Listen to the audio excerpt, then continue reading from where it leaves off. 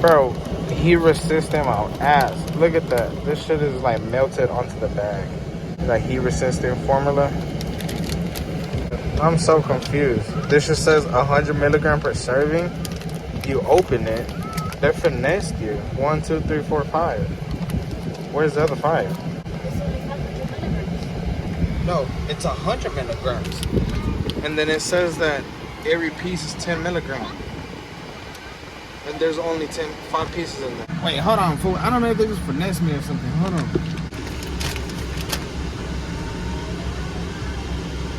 Is there 10 in there? No, there's 5. We got the packaging wrong. It's obviously not heat resistant. I mean, what else would you expect but more lice? Oh, okay. 2 servings per gummy. And it's 100 milligram per serving. Wait. What? Okay, so I'm confused. 2 serving. It's 1 gummy is 2 servings. So 1 gummy is 20 milligrams. So you're supposed to eat half. Or all of it. It's really weird, bro. Like, these hoes have a taste of like Pineapple? Lemon. a lot of weed. Oh. It tastes like a lot of weed.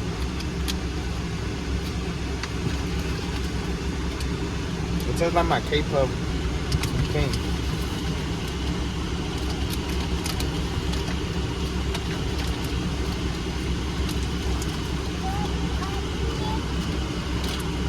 And what I'm smoking on this shit is the 2-gram disposable.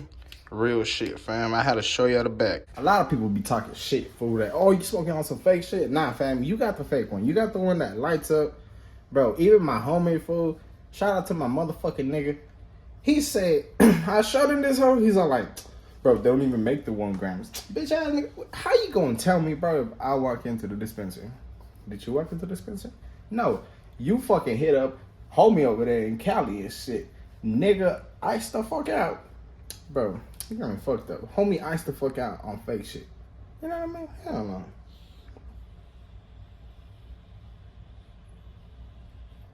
It was not an exaggeration either. That shit is like for real, for real. Bro, my mama's had this hoe for a long ass time, fam. Let's go ahead and keep on blowing on this hoe. Oh. Let's get it. My mom gonna turn that shit into some. Hey! Tortilla, go! Not okay.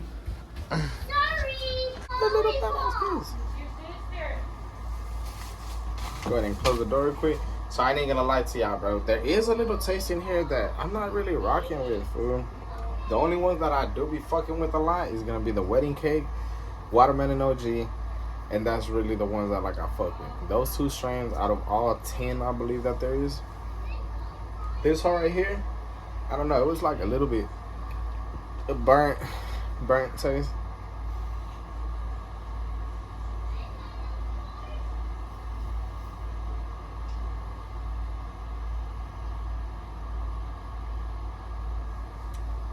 We ready to bleak it. Okay, they're right here. Let's go ahead and take these hoes. I already popped one open, but y'all see the other 2 are still sealed. Sherbet, lemon cherry gelato, I believe. Yeah, lemon cherry gelato and white guava gelato. Woo. Extra clip. Bro, look how dirty this hoe is. What the fuck? ¿Qué haces, mami? Let's get it. We're somewhere way out here. It's so funny. I just realized this shit is like Lewis. That's ridiculous. They shot that shit up like 40 fucking times. No way, bro. She was a female radio. What? Shout out to her. That deserves a blinker. Let's go find our parents. Ay, quédate, ¿ok, mami? No te muevas. ¿Qué, mami? El car, bro. Homie just sped through there faster than here. Look at him. El car, more cars. More cars, mami. See, mama. More cars, more cars, more cars. Let's go ahead and blink this hoe real quick. Strawberry runs.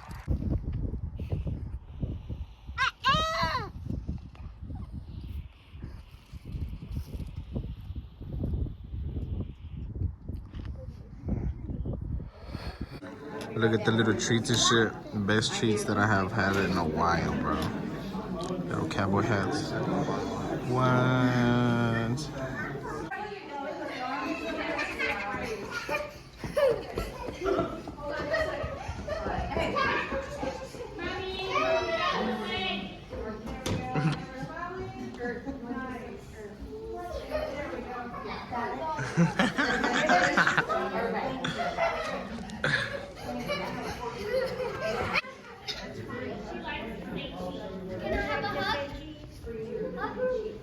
Look at somebody doing a drawing.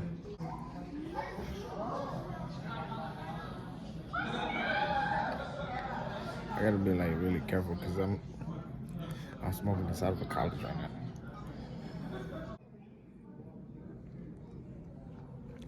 Look at homie's artwork though.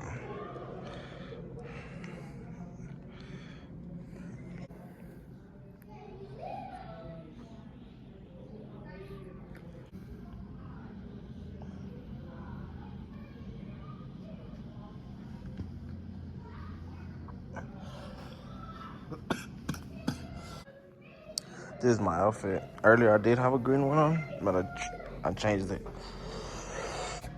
It's because I got a haircut and I was all fucking hairy and shit. He was just chilling right there. Look at him. There's another one.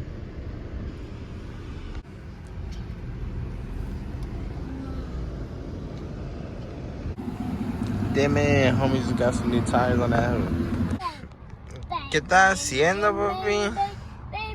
Alright, bro. I'm still kind of tripping, fool. I don't know what the hell that is, bro. This shit is flying really fast, but look, let's go ahead and do some research on what is around Farmington, New Mexico. I was really close to Los Alamos, New Mexico, and in Los Alamos, New Mexico, that's actually where Bob Lazar was working.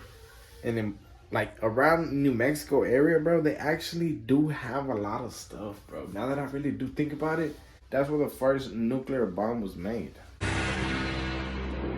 On July the 16th, 1945, in the deserts of New Mexico, a group of scientists who'd been working for years in total secrecy to build the world's first atomic bomb gathered at the test site to find out at last whether their efforts had succeeded. Dr. Robert Oppenheimer had led the research team. He was shaken by their success.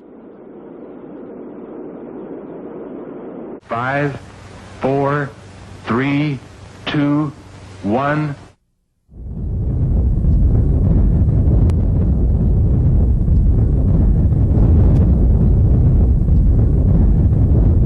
In the dead silence of the morning, at 5:29:45 Mountain War time, the Jornada del Muerto was bathed in an intense flash of a light that man had only seen from the stars.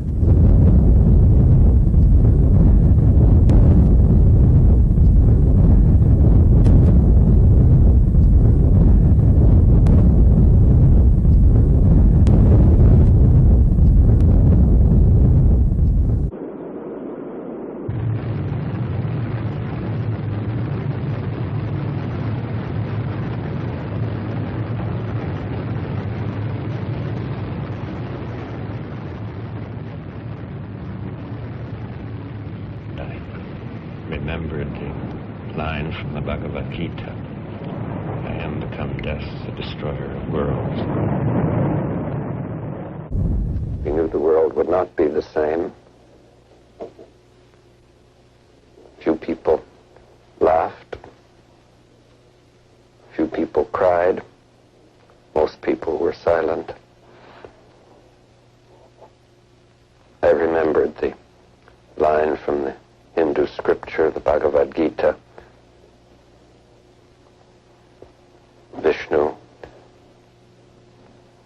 is trying to persuade the prince that he should do his duty, and to impress him takes on his multi-armed form and says, "Now I am become death, the destroyer of worlds." I suppose we all thought that, one way or another. The main argument for building the bomb was the fear that the Germans might develop it first. After all, their V-1 and V-2 rockets were quite capable of carrying a nuclear warhead. German scientists had been in the forefront of nuclear research in the pre-war years. It wasn't until the V-1s exploded that anyone was certain they weren't.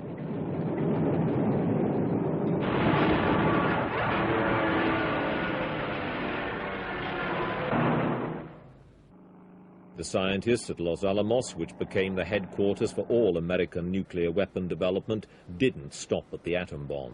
Using the same reasoning, that the enemy might get it first, they went on to develop the hydrogen bomb, a vastly bigger and more powerful affair, as the first test on the Marshall Islands in the Pacific made only 2 plain.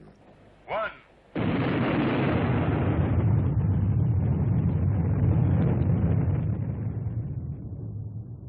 The island disappeared, but a Japanese fishing boat, the Lucky Dragon, was just 70 miles away at the time of the explosion. A change of wind had carried the fallout over the boat. The crew said they saw a bright light, then a few hours later a snowstorm. All of them began to suffer from radiation sickness. Back in Japan, tests showed that the snow they had seen was radioactive ash. The H-bomb had claimed its first victims. This house was 6,000 feet from ground zero. Other homes that were closer were incinerated. Everybody has seen that very famous footage of the houses just imploding and then exploding out. What happens first is that it gets hit by the heat, and so it blistered almost all of the paint. When you look on the back side of the house, you can still see some remnants of the paint. It ripped all the gutters off of the house. The chimney here was shifted about 6 inches. The blinds that were on the windows were all blown out. But otherwise, this house withstood the blast pressures and the heat from the nuclear test. The Apple II bomb was placed in a tower 1,500 feet above the ground, so the resulting fireball wouldn't destroy monitoring equipment.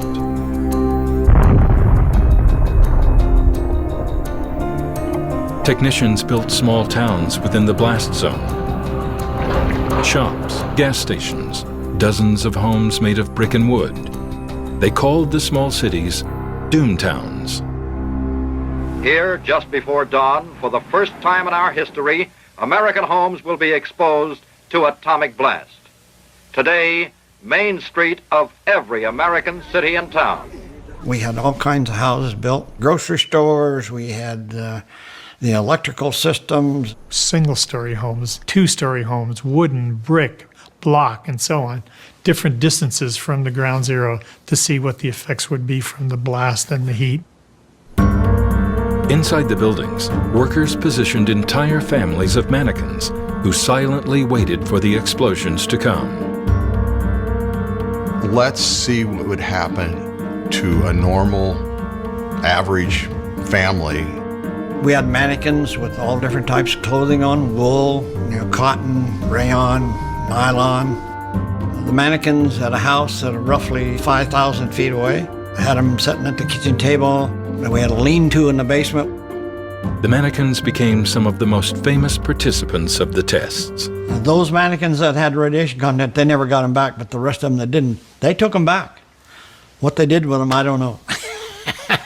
Scenes typical of the American family at home. First floor living room. Children at play, unaware of approaching disaster.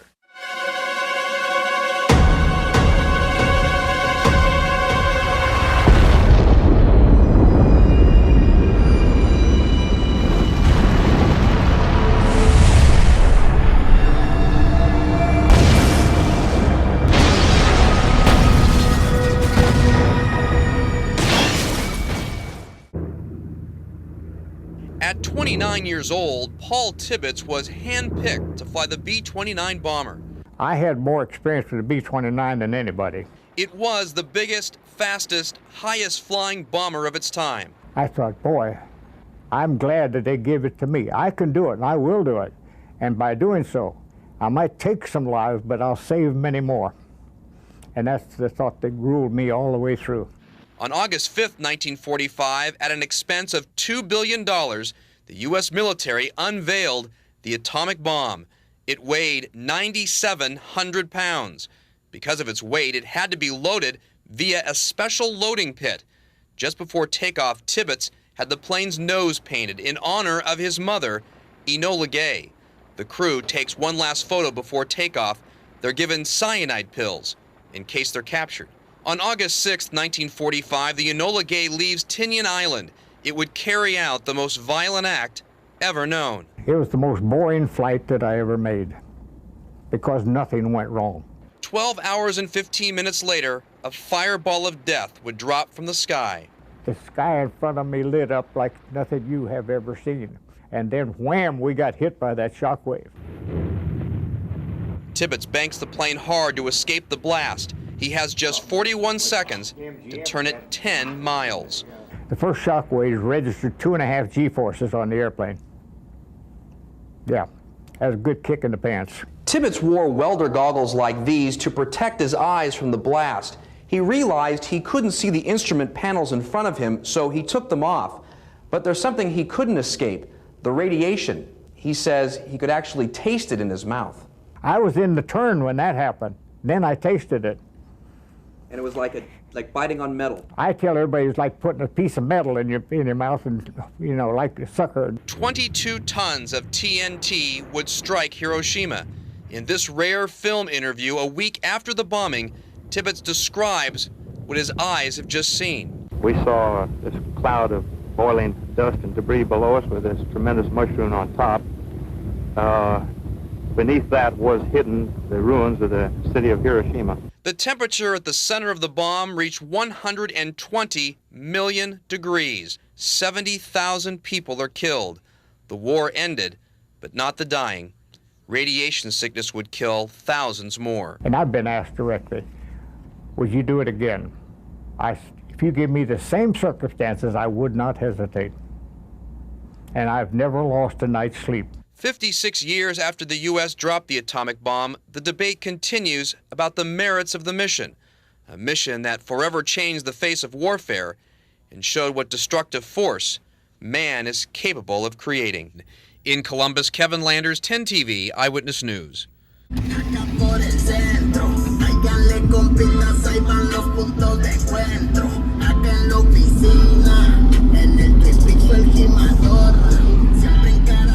Bro, this shit sounds dope as fuck.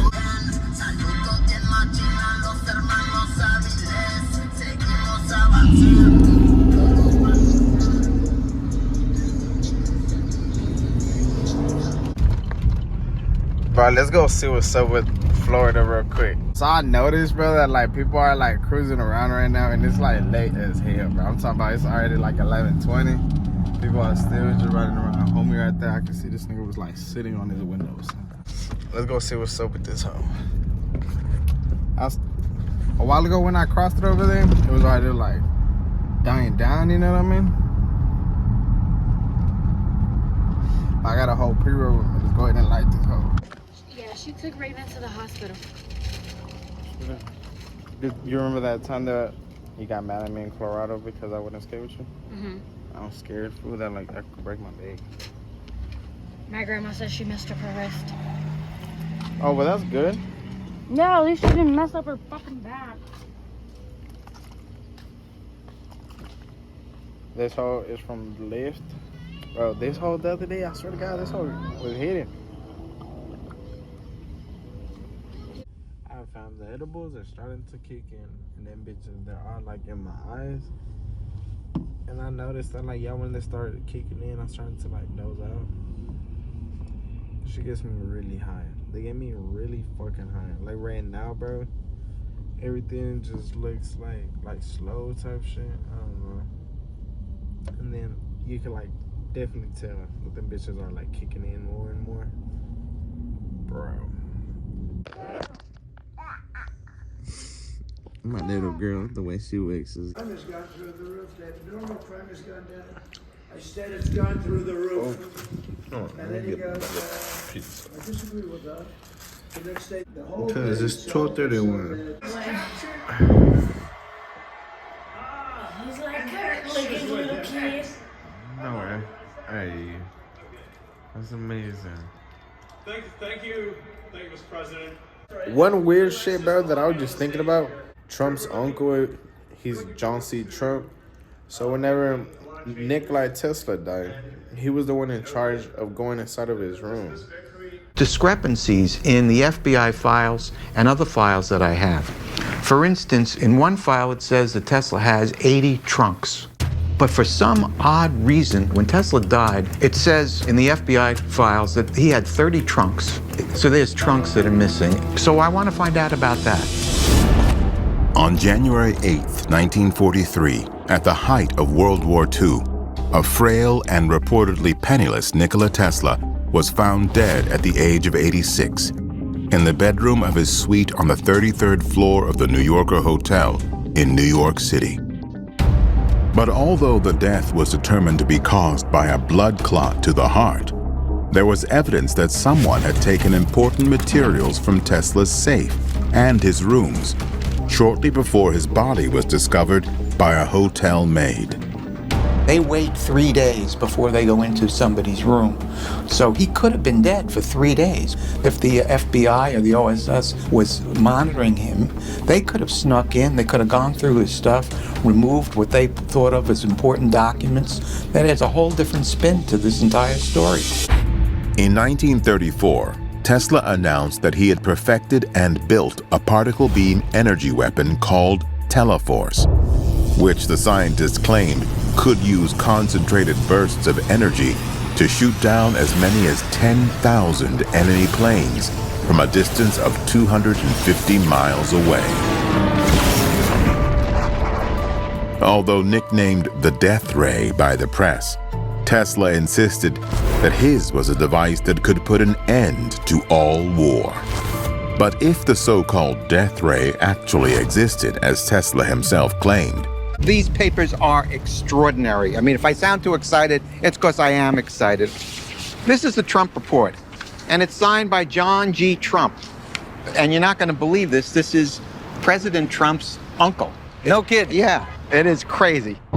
John G. Trump, the uncle of Donald Trump, the 45th President of the United States.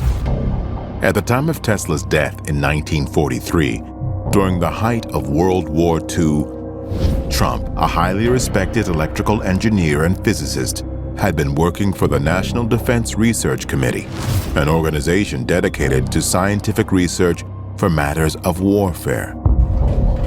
It was for this reason that the U.S. Office of Alien Property Custodian assigned John G. Trump to gather up all of the deceased scientist's belongings.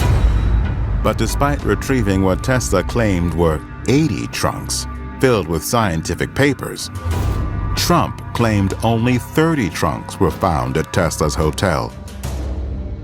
And these, according to his report, contained nothing of strategic importance or scientific value.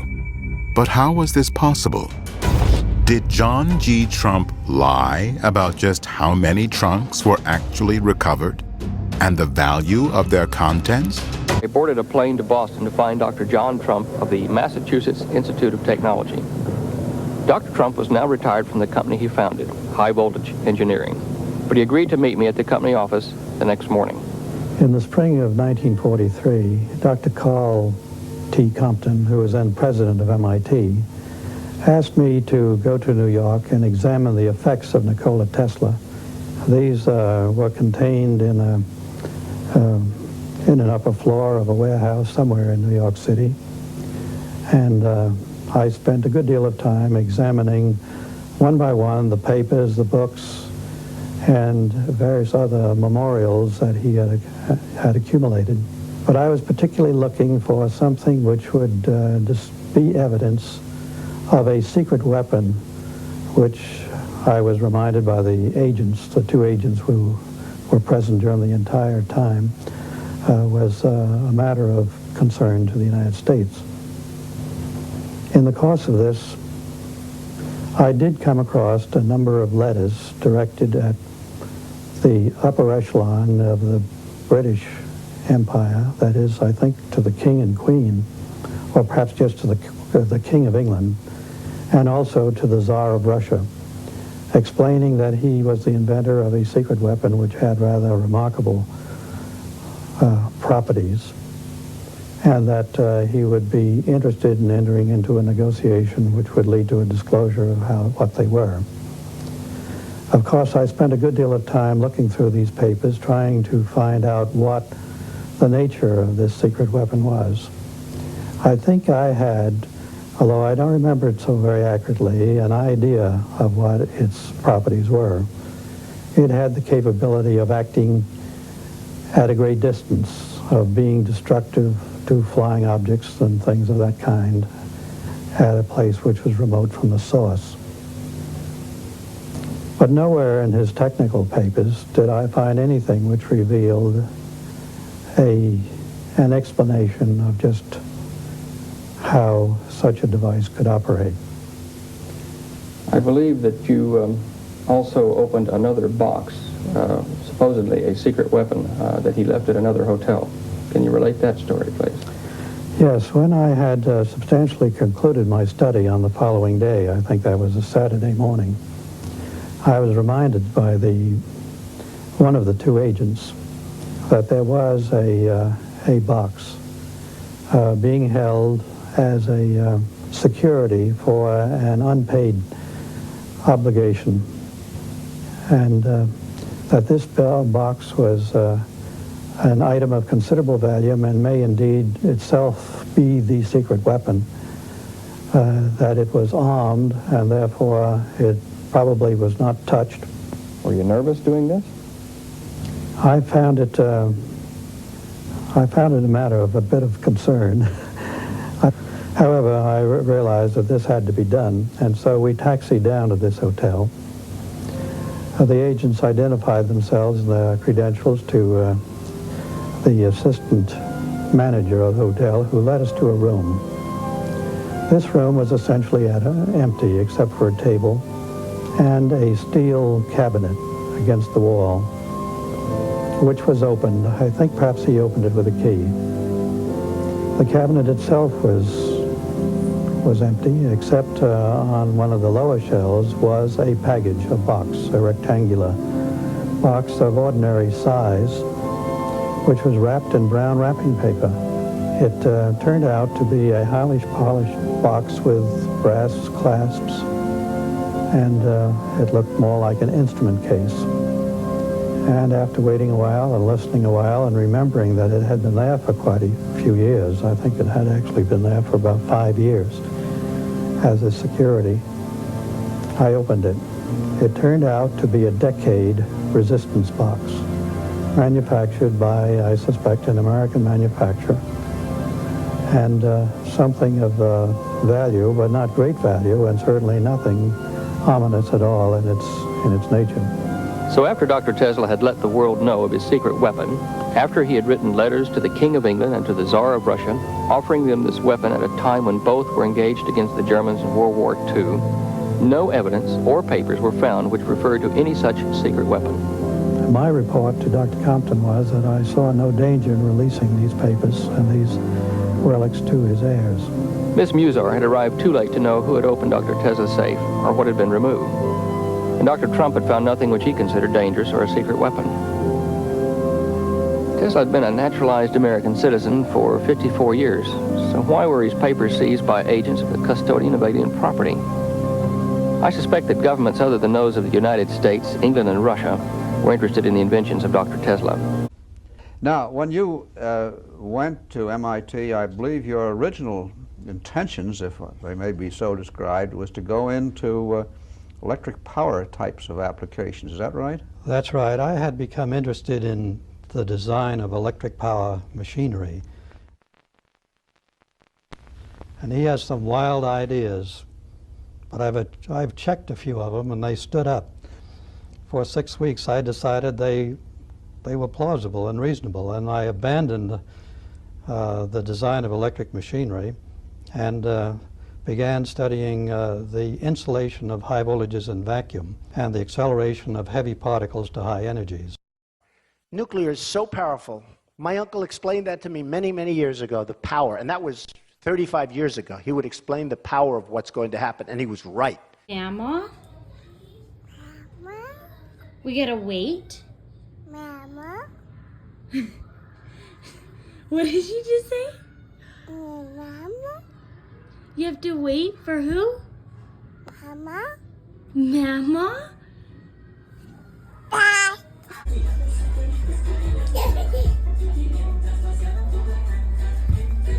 Dad.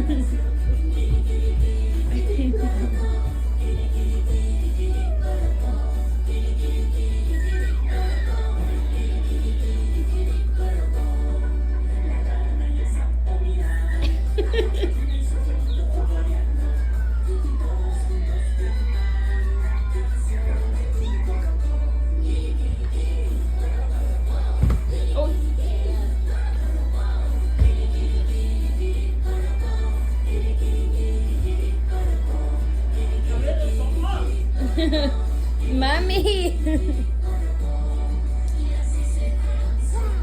No! Timmy, helicopter! Oh no!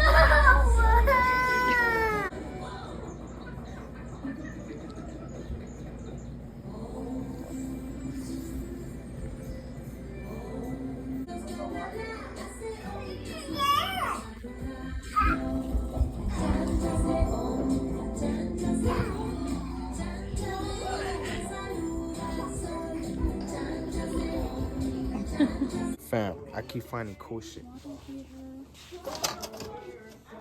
Look at this shit. Bro, technology is getting crazy. And they're making the size of people's shit. Look, you put this in the toilet. Disgusting. Bro, it's so smart. You don't think this is smart? Look, this is old school shit, cuz. What the fuck? Why they put it like this, though? Baby poop in there. Because they don't need to be. What does that say? 6 feet long? What the fuck? We don't need that much? No, it's right there. Bro. We need Oh, no way. that one. Man, there's a cool one, though. Man. We need the cheap one. They both the same price. No. Yo, ass is tweaking, cuz. Bro, in a while ago, like, I was on mad and shit, picking up the poop with my fucking hands, bro. And I think I touched the pen.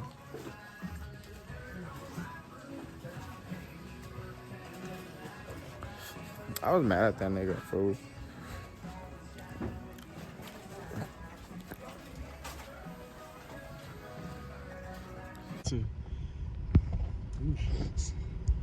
Faster than gravity, kid.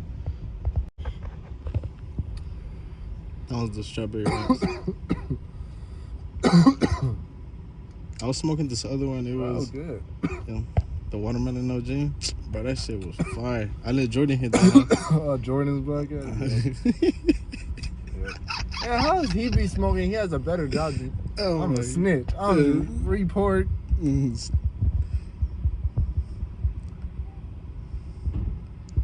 I literally just opened that hoe probably like 30 minutes ago. It's all good as fuck. Hey, those are 1 gram. Oh shit. That hoe looks like the 2s, huh? Hell yeah. Real question, has the 2s been finessing, bro? Cause that shit looks like 2. Dude, I fuck with this. Like every time that I don't know how to open up a gun, stuff like that, I just search up how to clean it. And I have noticed that a lot of people, they use like grease and stuff like that. I have never used grease. My backup gun, the P320, whenever I opened it up, you could definitely tell that it had like grease in it and stuff like that. And the reason that I'm saying that, bro, I really believe that this gun oil that I just got is the best gun cleaning spray that you can get. I have been using this shit for over like 2 years, 3 years. And I have noticed that this shit, if your gun is a little bit rusty, put it on there, bro, it definitely takes the rust off. You can also get the oil for it. This shit is perfect, bro. And I remember as a little kid, the Lucas brand, I remember playing that oil thing, bro. Like you walk into that shit and they have like a little thing and then you can like spin it and the oil is just moving. And you can see the oil. This is the same brand, fam. Shout out to Lucas Oil Products.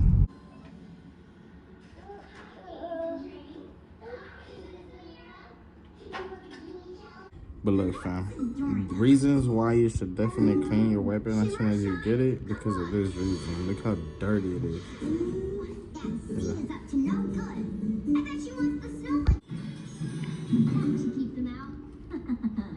They'll never expect us. This is how your area should look.